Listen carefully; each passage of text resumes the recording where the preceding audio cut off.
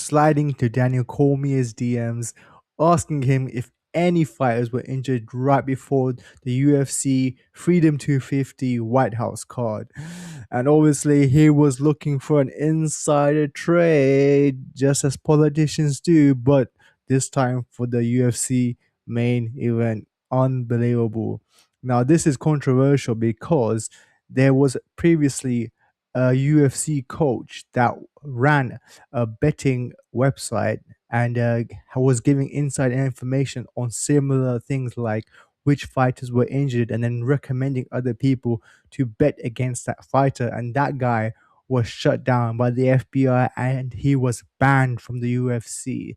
So let's break down what Eric Trump did and if he's been up to other dodgy stuff in the past. And we know about the Trumps, they get up to no good.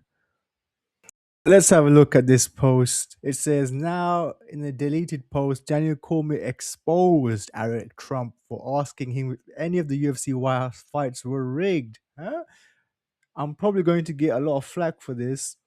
However, I refuse to say silent. Shame on anyone trying to ruin this beautiful event. So let's look at the screenshots. Here's Daniel Cormier's tweet and Eric Trump right here. Hey Daniel, I'm gonna be attending UFC 250 tomorrow. So you were casting. Hope you see you there. Okay. Anything you can tell me about the fighters tomorrow? Who you got winners? You placing any bets? No, I'm actually not allowed to bet because the UFC staff are not allowed to bet on any of the fights ever since the controversy with the betting scandal with the former UFC coach. Are any of the fighters injured that you know of? Says Eric Trump. I'm not quite sure why you're asking me this, but I think they're all in good shape, says Daniel Cormier. I'll just cut to the chase. Are any of the fights tomorrow rigged? I've been eyeing the Lopez fight, and I think an upset wouldn't be too unrealistic. Oh my god.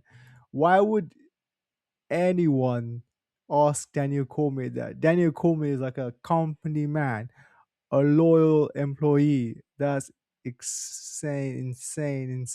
I cannot believe what I just read. Rigged.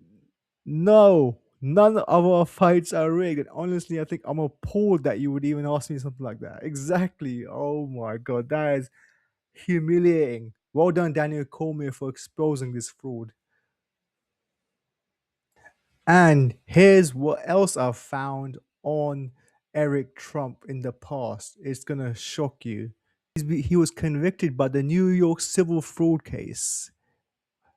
Eric Trump, along with Donald Trump, was found liable in the long running New York AG case for inflating asset values on her financial statements to secure better loans insurance while deflating others for tax benefits. Judge barred Eric from serving as an officer or director of any New York corporation for 2 years, ruling in 2024 and imposed millions in penalties, fines, on the brothers. Testimony showed Eric provided information for the statements and directed some decisions. He and the family denied wrongdoing, calling it political persecution. Of course, it's the left, but he was found guilty. Eric Trump Foundation charity issues. Forbes and others raised concerns that the foundation, which raised money for children's cancer, paid hundreds of thousands to Trump owned properties, golf courses, etc., for events, sometimes at discounted rates. Eric claimed no such payments were made for hosting, but tax filings suggested otherwise. New York AG investigated. Eric stepped down as chairman. Critics called it a self-dealing. Supporters say it helped kids and cooperated with probes.